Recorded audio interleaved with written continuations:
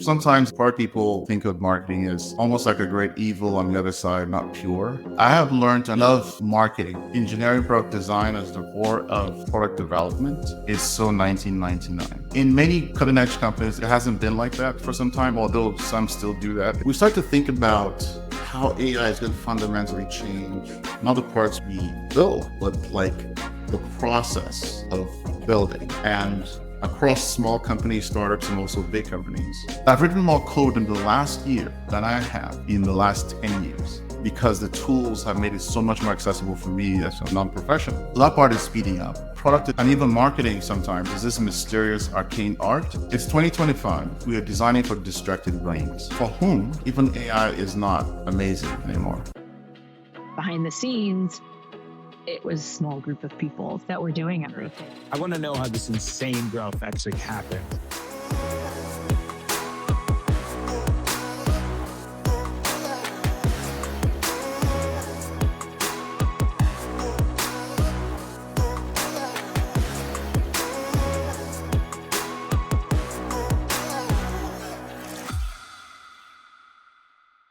A quick pause because it can be so hard to stay abreast of the newest AI developments around go-to-market with how quickly things are changing.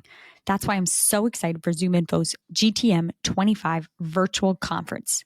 They're gathering thousands of revenue leaders to explore how high-performing teams and individuals are leveraging go-to-market intelligence and AI to crush revenue goals. It's on May 7th. Mark your calendar. It's virtual and free. Whether you're accelerating pipeline, boosting close rates, or transforming your revenue team, this is your chance to gain the insights you need to stay ahead. You'll hear from industry experts, connect with peers, and learn about the latest AI developments. Walk away with proven AI tactics that you can directly implement for your go-to-market team. Hope to see you virtually there, and I'll drop the sign-up link into the show notes. AI SDR agents are rewriting the pipeline playbook. The AI SDR Summit, put on by Qualified, just took place. If you missed it or want to go back through any parts, the summit is now available on demand. It explored how leaders from companies like G2, Gartner, 6sense, Salesforce, and so many more are scaling their pipeline generation with autonomous AI agents. You'll learn everything you need to know from AI SDR use cases for inbound, use cases for outbound, the landscape putting a price on digital labor, and exactly how you can use AI SDR agents to transform your pipeline generation. No fluff, just real strategies, candid conversations, and proven results. Learn all about AI SDRs at qualified.com/GTM now, which will also be in the show notes. That's qualified, QUALIFIED.com/GTMNOW. Now, back to the episode. Hello and welcome back to the GTM podcast. This is Sophie Buonassisi, VP of Marketing at VC firm GTM Fund and our media brand GTM Now. I'm joined by one of the most experienced product leaders in tech, Oji Edezue. Oji, welcome to the podcast. Thank you, Sophie. It's such a pleasure. I've been looking forward to this for some time. Thank you. Likewise. So have I. And I'm going to dive into a quick bio for the listeners. Oji Edezue was most recently the Chief Product Officer at Typeform, where he led product strategy across the company's growing suite of tools. Previously, he was the CPO of Calendly, where he helped scale one of the most beloved PLG tools in the market. Before that, he served as head of product for creation and conversation at Twitter, leading features like tweets, DMs, and spaces that we all know, and was previously at Atlassian, including the launch of Atlassian's first post-IPO product. He spent years at Microsoft building foundational experiences across Windows, Outlook, Hotmail, Internet Explorer. So you can see why I framed it as one of the most experienced product leaders in tech. And in addition to his product leadership, Oji is the founder of Kernel Fund, an early stage fund supporting startups across Africa. He writes about product growth and leadership at his newsletter, Product Mind, and is newly, congratulations, the co-author of a book, Building Rocketships, which is really a guide to high-growth product teams. All those things are true. I swear. Can confirm. Oji, we have a ton to dig into. But first, you have, incredibly impressive background with a breadth of experience across startups and larger enterprises and served as a PM and product leader. But you also have product marketing experience, including being the senior lead product marketing manager at Microsoft. How has this experience being directly embedded in that go-to-market engine impacted your approach to product leadership? I had spent almost a decade at Microsoft, and I had done it through the Obama years. The Obama years were weird, right? They were productive in terms of what Microsoft made, but also just evolutionary. It was evolving Windows. We're getting ass handed to us by the DOJ, and because of all anti-competitive stuff we're doing, the Internet Explorer at Microsoft. And we were watching the rise of Google and Amazon and so on and so forth, and just not having a clear map to where to take all our success into. So it was both productive, but also lots of change happening. And the reason this is important is we are in a very impressive, accelerated change environment. Now, I've been building product for a decade. I've built Windows Live, Hotmail, all kinds of stuff, search, right? Some search innovation. Through those years, I had 12 patents in my product work. But I was getting frustrated. Being led by a sales leader wasn't like, it wasn't Gates. Gates wasn't at the helm anymore, and that was a huge draw for me. So I decided a couple of things when I went to marketing. First, I started an MBA, and then Dave Mendelin, who was in the Div, he's a good friend of mine still. I just met with him about a few months ago. Gave me a chance to become a product marketing manager. And what I wanted to learn was, okay, I built it. How do we get it to customers? What do they care about? What are my tactics, digital, offline, and so on and so forth? And I ended up actually doing the whole range of that stuff, plus all the pre-sales. I remember traveling the world to equip salespeople to sell Visual Studio 2013 at the time. So my whole intent was, what other new skill can I learn? How do I not be bored? I would do the same thing at Microsoft. And there's this thing that we do, we hand off to a bunch of people to go sell our stuff. Like, I want to know how to do it. And so that's why I did that. Well, I'm sure that helped inform the way that you build product now, because of course it's the go-to-market podcast. So definitely all ties together. I love marketing. Like, sometimes part people think of marketing as almost like a great evil on the other side, not pure. But I have learned to understand that product people, we have really two roles. One is we delight the customer, we make a lot of money through a business model. And that last part cannot be done without marketing. It's very hard. And if you learn to love marketing, I think you become a better product person, honestly. And actually, through my experience at Microsoft, I've grown to mentor CMOs or directors and up who are in the marketing track.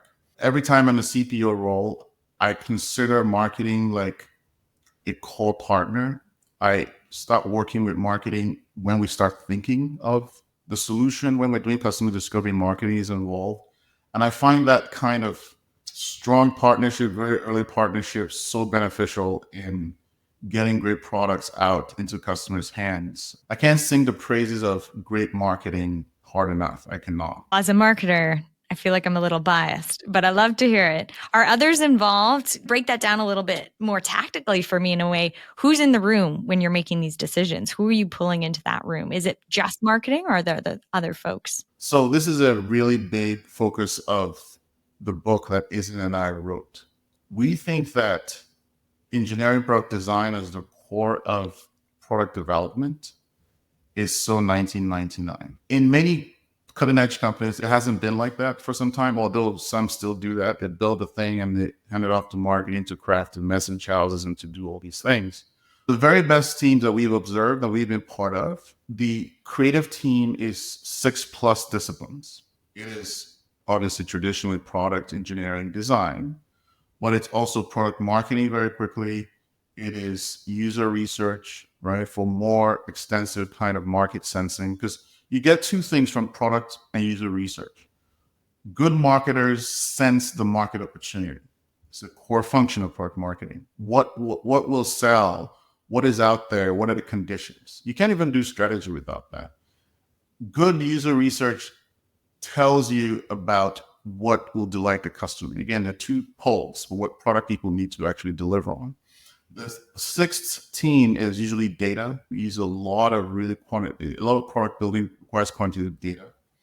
So as a chief product officer, I get these 6 teams, whether or not they work for me, sometimes they don't, to work together from what a physicist will call T equal to zero, meaning when we even start to have an inkling of the problem, of the market opportunity, of the thing that will both make customers and will fulfill our mission as a company, but also make money. All 6 representatives are there. And the beauty of that is that it prevents you from doing all these relay races. Product managers write a spec, developers develop, and then after you're done, someone does some acceptance criteria and says, hey, marketing, here's the thing we got. Usually as the velocity of product development speeds up, there's a lot of things coming out and you have to worry about customer impedance and how you make noise in the marketplace. Having marketing at the table super early on is so important. Now, in reality, we also talk about sales, account management, and customer support. These are the sensing early nervous systems of customer satisfaction. We do a lot to integrate those people directly into the product development process. Support leaders are honestly worth their weight in gold because even before I release anything, I run it by them because they have taken 1,000 calls if you're a good-sized company. And so they tell you what's up and they inform and shape even the marketing insight on what customers really want. Those 6 teams are the core. I think the new core, what we call the shipyard. And the other 3 teams, you should integrate as closely as possible. Those are your sensing system. Got it. And I think you mentioned to me previously, you view marketing as the nervous system and those as the sense system. The 6 is the nervous system because that's the thinking, the creation, all that stuff. The customer-focused teams, the ones that are really out there, sense those things so that the nervous system can process it. So the 6 teams is the nervous system that you have to assemble. It's not enough to do EPD anymore. I think the very best teams, that's too slow, basically. Love it. Obviously, AI is top of mind. In your view, how is AI transforming the product life cycle and impact, and even the way that product leaders lead? Yeah. I'll quickly touch on leadership and I'll talk about the core beat of it, which is Product Mind, the consulting group that I am with my wife, and thinks about how we can use the insights from the book to help companies grow. We start to think about how AI is going to fundamentally change not the parts we build, but like the process of building and across small companies, startups, and also big companies. Because there's a fundamental change happening and we want to be at the forefront of it so we can help other people acclimatize to this. Just connected to everything I've said so far, there are really 3 phases of product development. There is opportunity finding or customer discovery, whatever you call it, customer listening. And opportunity finding is twofold. Like I mentioned, it is what's happening in the market that is valuable. What do customers have problem with that we can exploit in relation to that so we can make money, right? That's the thinking that goes into that phase. The middle phase, the one that we spent billions on, and the one that people are most focused on in the software industry is the build phase, right? We're going to make great user experiences. Is the code work? Is it scale? Blah, blah, blah, all that really hard stuff. And then the last one is the thing that people ignore. How do we get into customers' hands in the best way? A good way to know that we ignore it in the digital space is the physical people, the PG&Es and the Apples and the hardware people. They are so good at this, right? The marketing is generally great. Their packaging, like first unboxing experience is a whole thing. And in the digital space, I don't think we pay as much attention to that. And that disparity tells us that we're ignoring a huge part of customer impedance, getting into a customer's hand, generating demand. That's the last part. Now, how does AI affect all of this stuff? It's speeding it all up, okay? Ironically, the first part of speeding this up happened GPT-3 2-3 years ago with marketing copy. That's a tiny slice of marketing, but it goes into demand generation. And so that was revolutionary. We had companies like Jasper AI, Copy, whatever, come out and just speed that up super fast. But it was just a tiny slice of marketing. You've seen that with like lead generation and so on. There's a huge amount of innovation going on there. But the place where product world, software world is focusing on right now is actually like development. You have Klein, you have all these coding tools, you have vibe coding, you have MCPs and so on and so forth. That stuff is revolutionary. I've written more code. I'm a PM, by the way. I'm an engineer. I have a master's in engineering, but I spent 20 years helping invent the future, not from a code perspective. But I've written more code in the last year than I have in the last 10 years because the tools have made it so much more accessible for me as a non-professional. So that part is speeding up. And of course, the earlier part doesn't speed up that much because people have to sit and think, what do customers want? So I think the biggest change is that the pace is accelerating, but it's not accelerating in the same. Look, if pace accelerates and that all phases accelerate at the same time, actually, it just works because all you did was just increase tempo. But when they accelerates and they accelerate at different rates, managers and leaders have to think differently. How do they make it all work? Because all the assumptions, all the tools, gone, right? What happens when there is no specification from PMs and the specification is actual code that works, right? Because it's easy to do. What happens when developers can do 10x coding? What happens when marketing and demand generation is still slow related to that? Do customers get inundated? These are all things that leaders have to think through over the next few years. The last thing I'll say is that one of the big challenges I'm hearing from leaders and I've had building AI products is talent. What kind of talent do you need? If you're leadership, that's a huge problem. Not a problem, a huge challenge because you have 50% of the time is either communicating or hiring. And then the last one is just uncertainty, right? When you're in the beginning of a cycle, you can't see the future. You don't know which way it will go. At Microsoft, we thought browsers were the beginning and the end of the internet way. Well, it turned out it wasn't. It was social media. It was search. It was Salesforce on the enterprise. And we missed a bunch of that stuff because we were so focused on the browser. So leaders have to navigate uncertainty. They have to talk to maybe people like me who can peer into the future because they've seen two versions of this. You're building a few products. You've mentored and invested in many startups. What are common mistakes or maybe even misconceptions founders make in product development? I try to be prolific. So one of the things that I'm doing as I see the super cycle happening is I've started a fund, Phalanx.studio. And it builds 2 companies a year and invests in the rest that we can build. And I'm building 2 companies right now. One is a conversational AI technology for managing communities, for companies, for marketers, CMOs, because everyone is building with a community. Whether you're a creator or an actual company, the community is important to testing stuff, but also making fans, which is people in marketing understand, which really impacts your revenue. And the fact is, when I was at Twitter, every time I wanted to do that, build a whole new thing, because I had a Twitter Labs division where I was experimenting with new things, communities, which was like Reddit and the next version of DMs. I needed to assemble a small community to test it. Sometimes it was even non-code. I put 5 million into, not me, Twitter, through me, put 5 million into figuring out how people can monetize audio spaces, Twitter spaces. And I had to assemble a small group of people to test different economic theories and how we could motivate them, right, to earn money on spaces, which was important.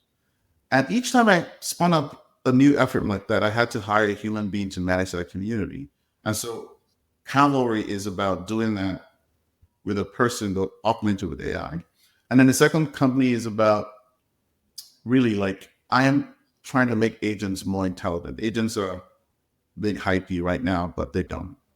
And you have to tell them everything is a type. And humans aren't that creative. We miss things even that we need, if that makes sense. So I'm trying to make them a lot more proactive and intelligent. So what are mistakes people make? Look, I think at the creative level, when you're super early on, for people in your fund, the big mistake to make is to just work on things that you are passionate about personally.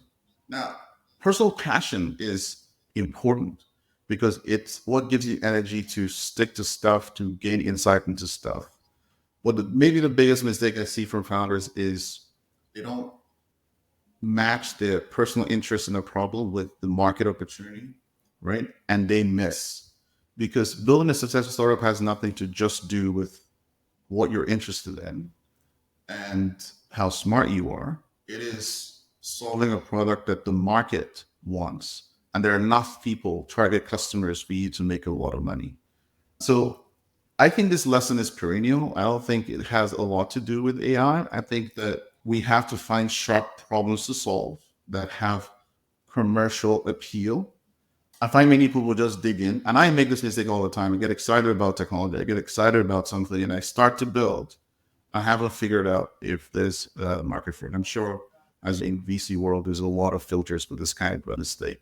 In general, though, I think that you're going to be able to do a lot with smaller teams. So people who are thinking about how to do a lot with smaller teams are going to be building things on a cost basis that is too high for the competition.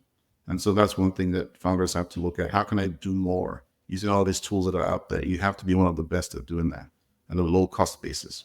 And have you found any perhaps places for how to learn about these tactics and how to stay ahead? Yeah, that's a question that I despair about.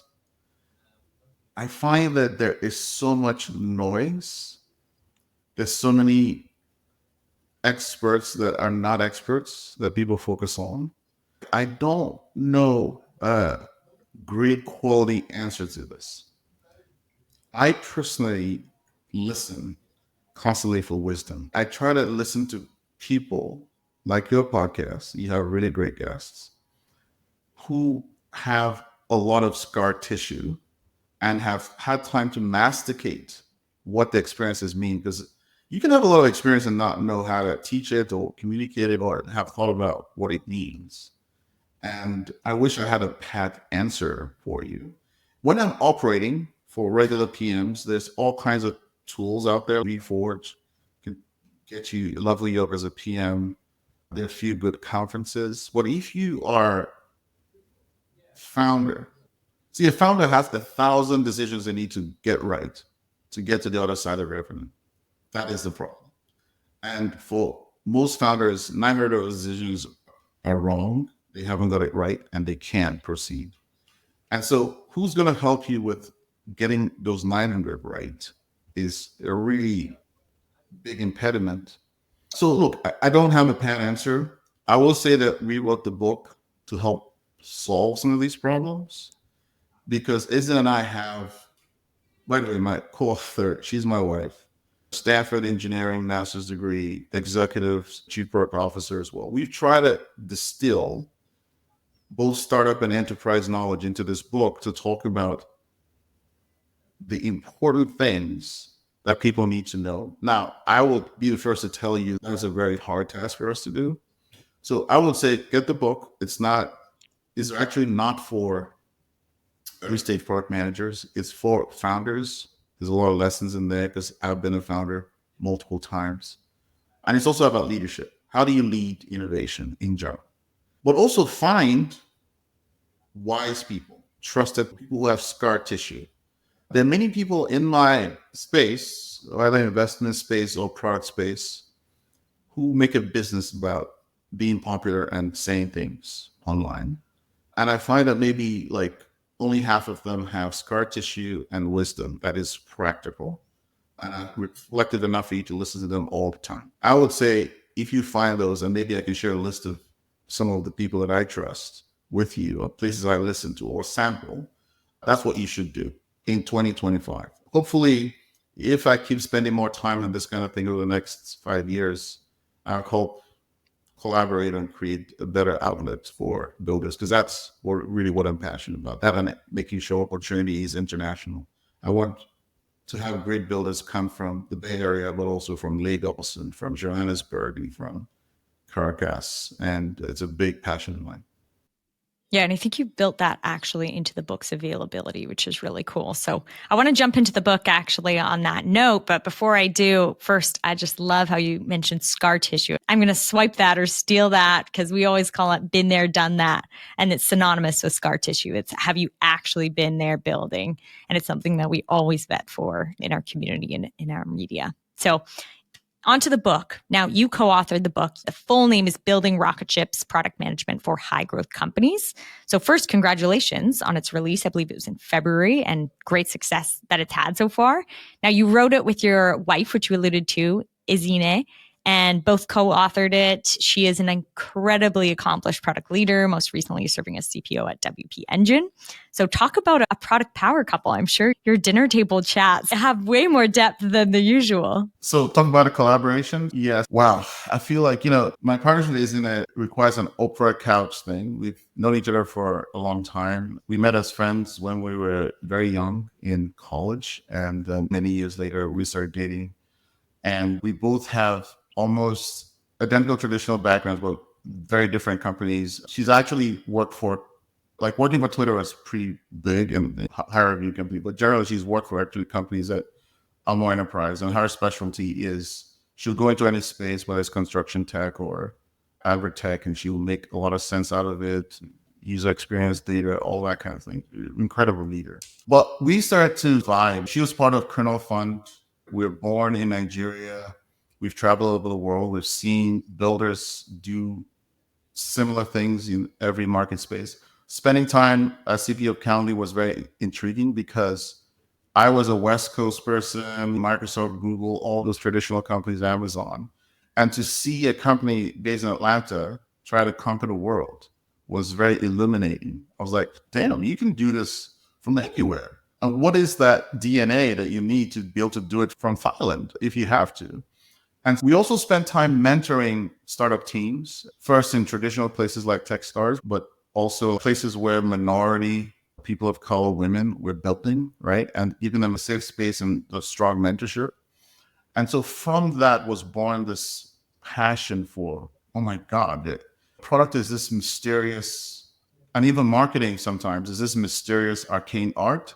You can go to school for design, you can go to school for engineering, but you can't for product for the most part. And so we want to spread the knowledge to more people. And so Isa and I started talking about that, and it crystallized into a book. We even, in a few months, we're probably going to give away a part of the book, like the part that's for earlier stage PMs and not just leadership, and make it free for people who want it from all over the world, because that's how badly we want to get the word out on how to do this. So yeah, that's the sum of my collaboration. The bad news is our kids are so tired of product management and product building that they want nothing to do with. They want nothing to do. One wants to be a doctor. The other person is thinking about liberal arts, which we're like a little sad, but also very supportive with brilliance in different directions. But yes, we have to actually limit product and product strategy discussions in my house because it gets too much. Yeah, I'm sure you could just keep talking forever on it. And in Building Rocketships, you introduced the Where to Fish to Land a Unicorn, which is a framework, and it looks at how broad a workflow is across departments and how often it's done.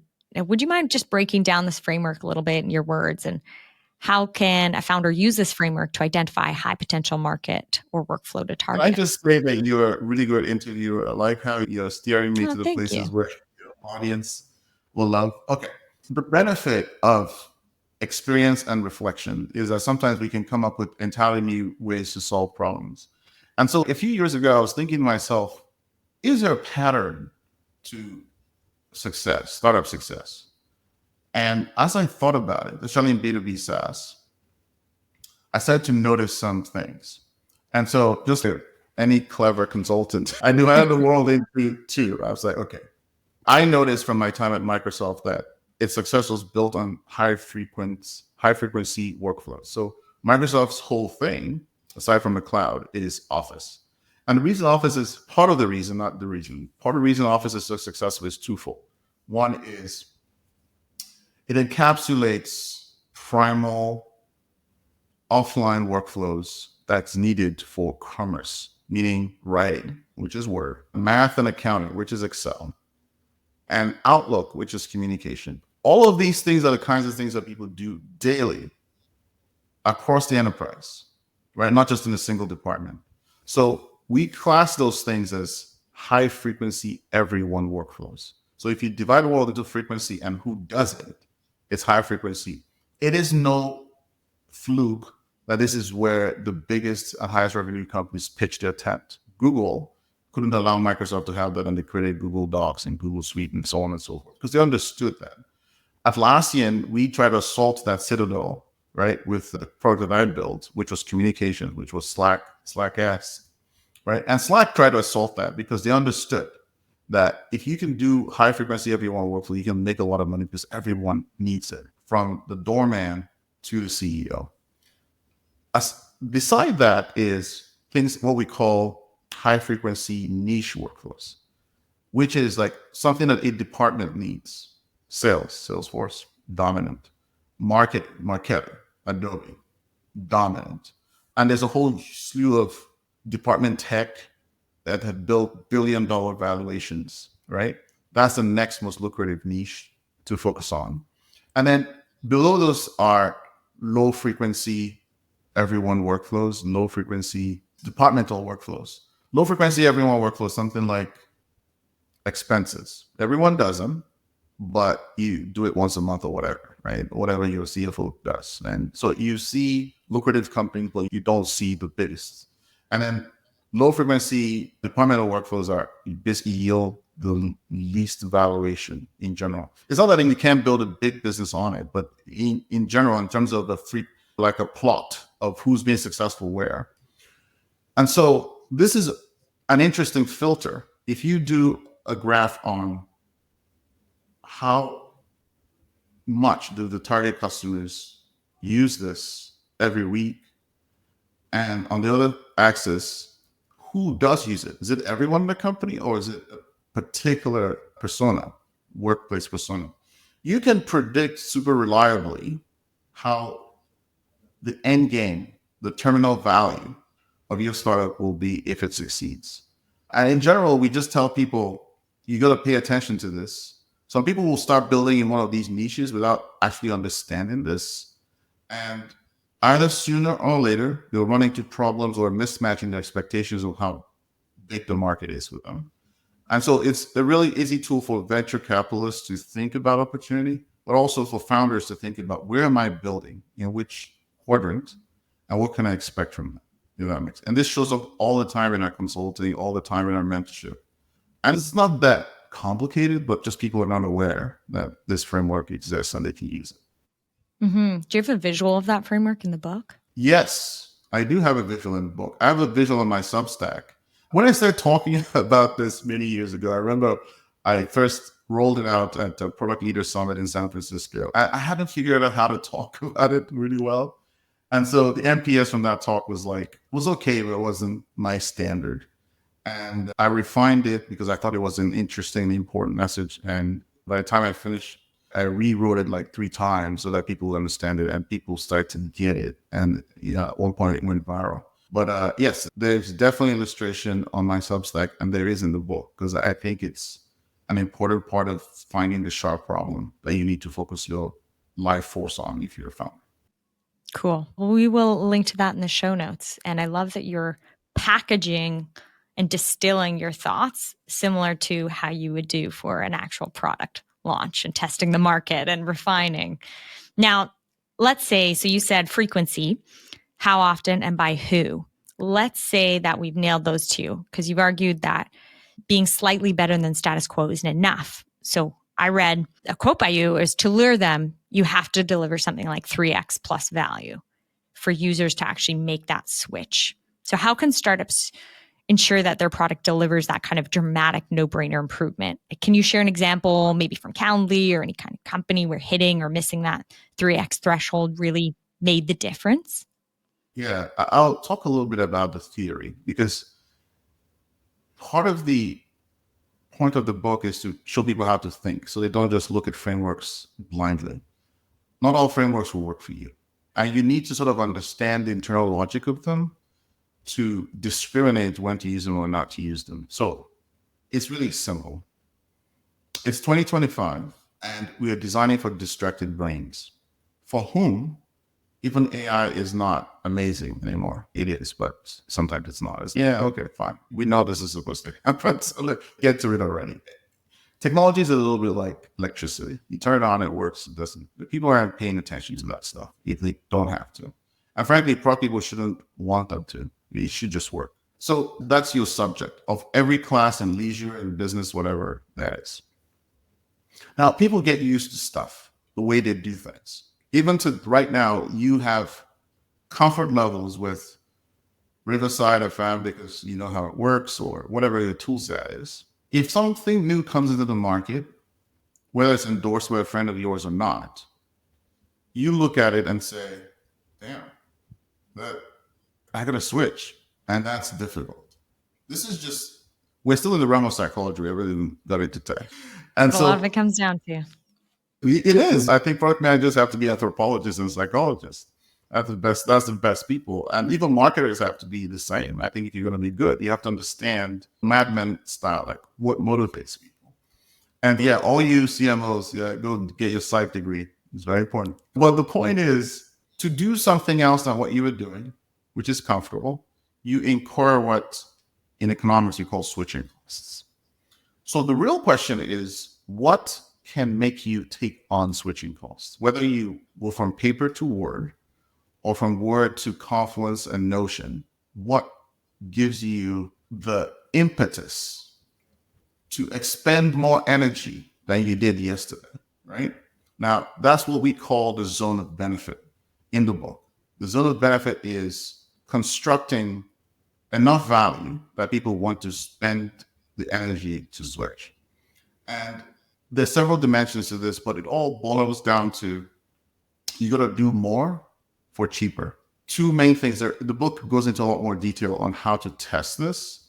But two main things are, if something is 5x cheaper, I might try it because I'm saving money.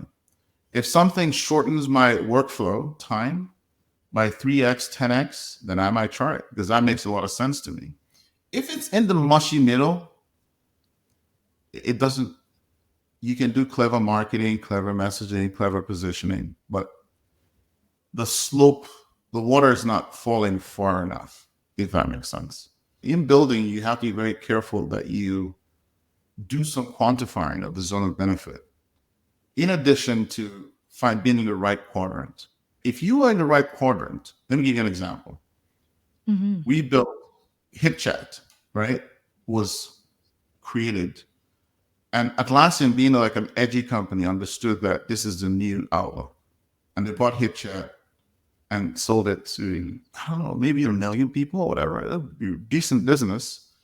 And then Slack came along with great marketing, maybe arguably better marketing, and took all the shine. And actually, I was hired to build HipChat V2, right? We called Stride. And we started to imagine, like, visionary, like, what's the next generation of this? The core problem we were dealing with was, how much better is this than Slack, right? And so all our effort was in creating a zone of benefit distinction between the two. The thing that upended that was Microsoft jumped in with Teams.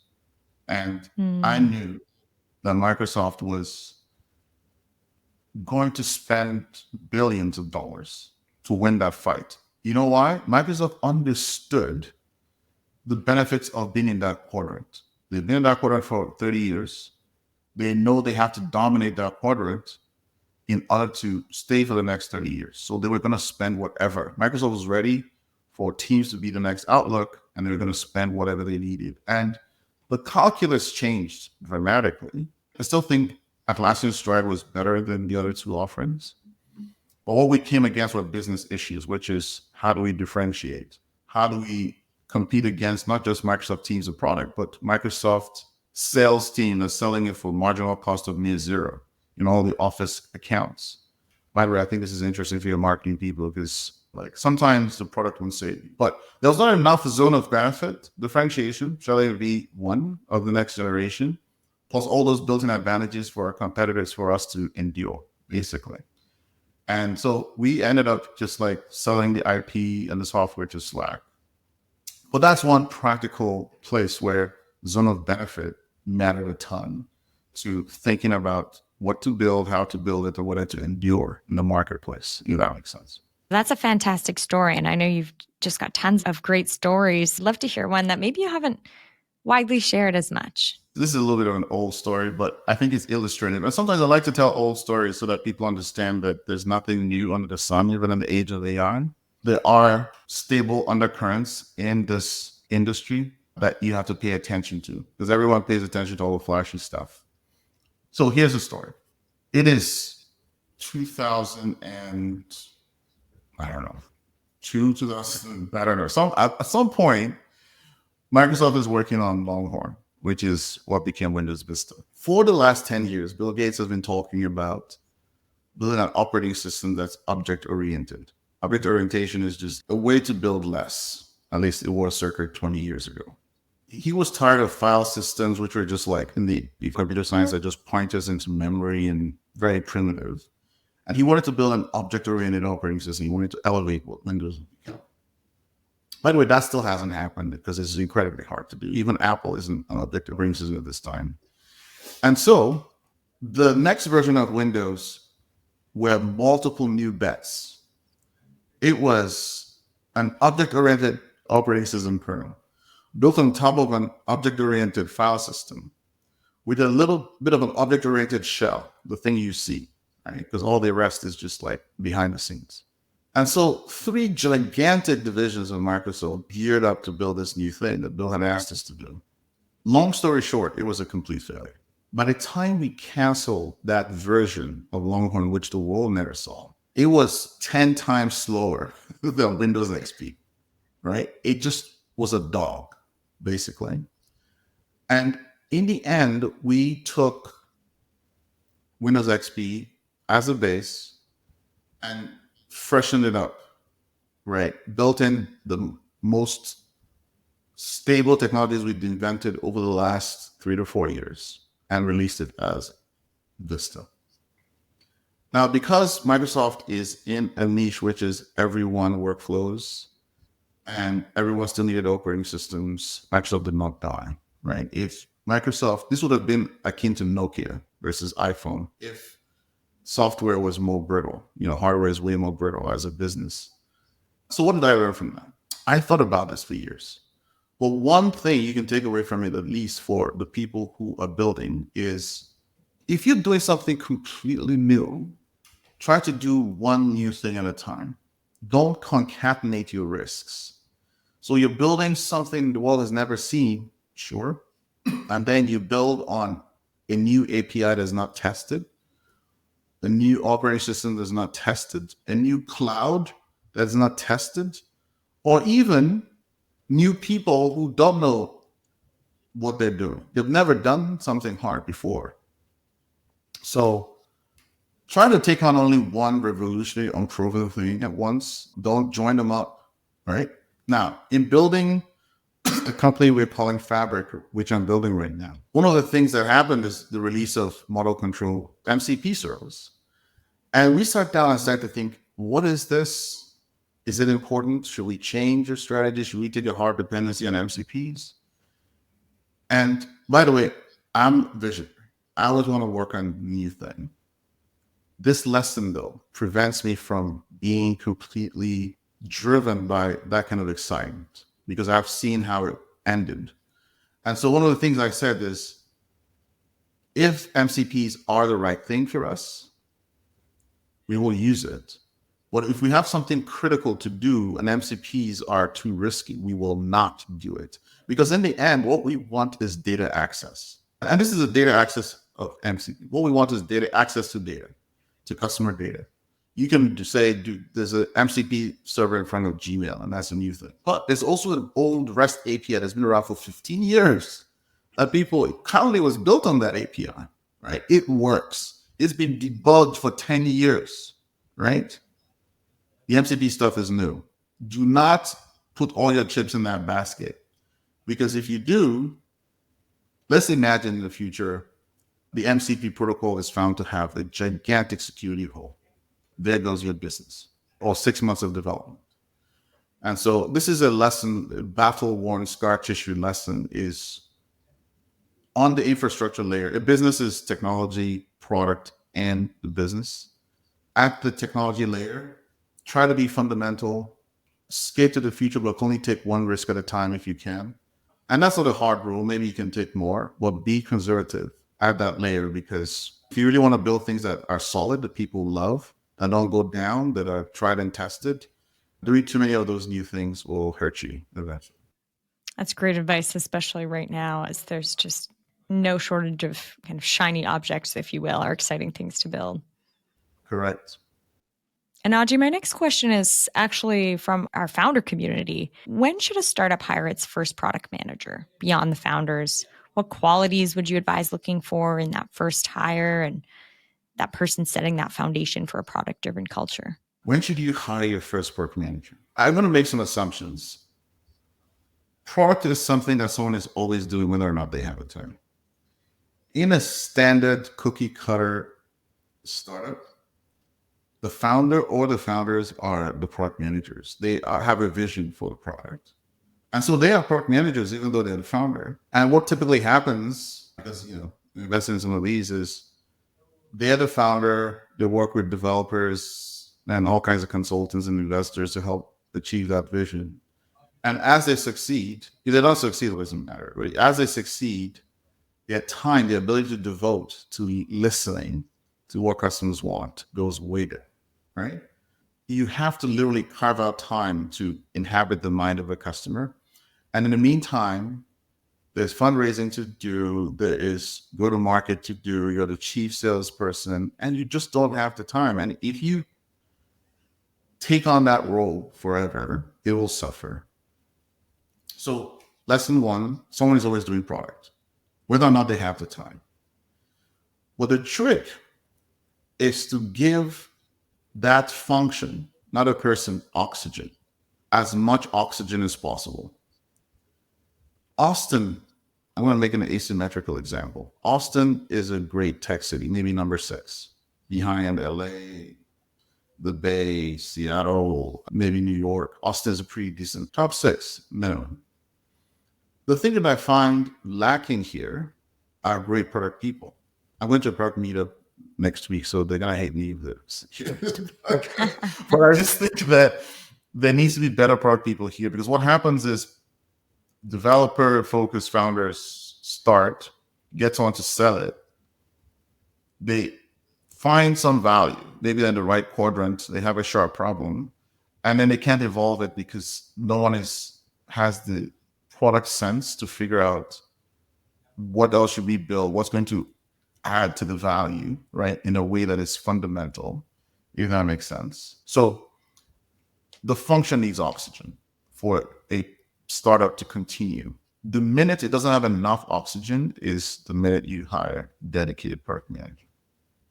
Hopefully with enough scar tissue that they don't just plod along and they're not taking risks and so on and so forth, which can happen because the founder has the most grit usually. But yes, if you start noticing low oxygen for product management, whatever the title, hire your first product manager. Now, in practice, that means as soon as possible, really, right? Product is a weird multiplier of return on capital. It is the thing that makes the product. Without a product, you have no business. Your salespeople can sell for as long as they can and delay the inevitable. But if you don't evolve the product, you won't have a company for very long. So it's very important. Do it as early as you can. Great advice.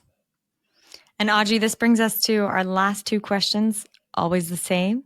What is one tactic or strategy that's working for you or the companies that you are serving, advising, or in your case, building? In 2025, one tactic, which is old, that is working, is customer discovery and listening. Spend time with customers. Don't just go off in a hole and build. Spend time building community, people who will tell you if what you're building is valuable. I think this was valuable and it's always valuable in building as a core tactic. People express it in different ways. Some people build in the open, well, regardless, you got to have feedback loops as early as possible when it's uncomfortable. The second one in the age of AI is, oh my God, so much curiosity. Imagine if the river just sped up 10x, 100x. And in the river are shiny objects you need to build your next company. If you're not paying attention, trying to sort what is hype, what is real, you might miss something. And so in our creative Slack channel, we have channels dedicated to discussing tools that we have found that we need to build in this new generation. So it's what are the tools to speed us up and the practices to speed us up, which I've talked about. But on the other side is what is happening with customer taste in the market that is changing that we can't see. And so we spent probably a more inordinate amount of time on that than I did 2-3 years ago, just because of the uncertainty. So it's my way of managing the pace change and the uncertainty that people are seeing is those two things. So one is perennial. It's a thing that we always forget, do it. The other one is an artifact of the world changing. I might say when I change the new transformer-based AI is going to transform how we all do this and how we all invest in this and et cetera. And they're almost linked in a way where the customer obsession feeds the curiosity. Yes. And it makes sense because I think the CEO of Calendly described your book as a practical playbook for building customer obsessed products to achieve exponential growth. So I can see that actually baked in. Now, last question, Oji. What is one widely held belief that revenue leaders have that you think is bullshit or no longer serving us? This is a little bit of an inversion of the shop problem hypothesis, meaning that you should always select the sharpest problem. And revenue leaders, in some cases, overestimate their impact on the trajectory of revenue growth. Now, I have to say, cleverly done sales and cleverly done marketing is an accelerator, right? It is. Because it's not just about, the right marketing campaign, the right sales launch in a different company, etc., can make a huge difference. But at the same time, one huge discriminating factor is, do you have a good thing to sell? Is it fundamental to your target customer? And I think that's what we're trying to say. This is by far one of the biggest dimensions of success. So one way revenue leaders can help isn't just in being clever at their job or clever at their campaigns or clever at their channels. The thing that one of the big things they can do is contribute honestly, not in a fake way, to understanding, helping the team understand and build the right thing, right? People who they turf fight so much about, here's my budget for this campaign, here is the thing that I do that I'm great at and I did at the last company. And I don't focus hard enough on what is the insights, how do I get to the table to really satisfy customer needs in the core of this? Because if I can do that, my job becomes easier. And in some cases, I don't have to do very much, if that makes sense. So that's one thing. Invert yourself. There's a lot you do outside. That's you. You're a marketing person. You're shiny and bright. You're a go-getter. You're an extrovert. Think about how you can send signals that help build a better product. Your life becomes easier. And so I think that's one big thing. It's not just about your campaigns and how clever all those things are. It's about how you're feeding back into the engine of the return on capital. Yeah, establish and kind of run the feedback through those feedback loops themselves. Yeah, just get into it. Like you can throw it over the fence. So this is what customers said. This is what the tool said. But get into it. Work with people like me to really figure it out. Let me give you an example because maybe that makes it more. When I got to Typeform, we were selling to everybody, basically. Everyone needs a form in some way. But I wasn't interested in that because I knew that within that everybody, there were smaller groups of people who for it was mission critical. I was looking for the people for whom it was high frequency, mission critical. I knew that those are the people who were converting faster and all those things. And so we needed a definition of customers narrower than what we had. And so that definition was important to build a better product for them and not build it for everybody. I wasn't interested in building for everybody anymore. And so to the extent that the marketing team inverted and helped me define that right customer so I could understand them more specifically, not everybody, and build the right thing, that led to more revenue than just marketing. to everybody. Love it. I love it.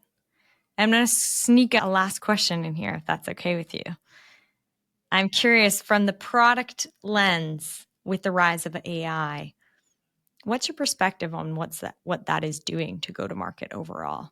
We are in an era where just a lot more magic is happening. There's a lot of noise in the market. 2 years ago, just slapping AI on your product did something. I don't know that it does anything right now, if that makes sense. People are going back to the fundamentals, like how much acceleration does this do for me? So it's all those things that are basic. And AI is part of the story, but it's not the whole story. And we're about to see, like I said, accelerated development. So if we're already at a point where for our lower tier customers, we ship a lot of stuff, right? We're like, take it. For our enterprise customers, we're like, okay, here, take it once a quarter in one nice chunk, right? Because your users can't absorb the whole thing. For me, if there are errors, they do that, and you don't want to take on the support costs. And we're selling you an enterprise license. Now imagine that on steroids, right? New things all the time. In the old world, product marketing was like, holy shit, okay, we're going to do a newsletter every month, every quarter to describe all the things that have changed. And those weren't very effective anyway, but they were part of the product marketing cadence.